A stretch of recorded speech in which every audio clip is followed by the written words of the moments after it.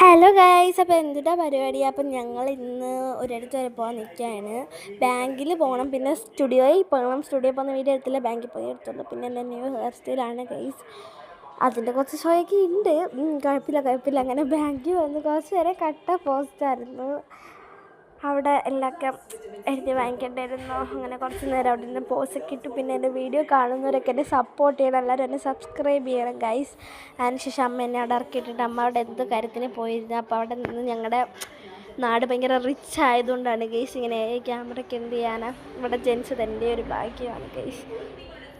പിന്നെ അവിടെ നിന്ന് കുറച്ച് പൊക്കി പോസ്റ്റൊക്കെ ആയി. എന്തുട്ടാ അപ്പം ഇനി വീട്ടിലോട്ട് പോകണം. അതൊക്കെയാണ്. വീട്ടിൽ ചെന്നു. പിന്നെ അപ്പം എന്തുട്ടാ അപ്പം കുക്കി ഇല്ലാത്തതിൻ്റെ ഭയങ്കര ബോറടിയൊക്കെയാണ് ഗൈസ്. എന്ത് ചെയ്യാനല്ലേ.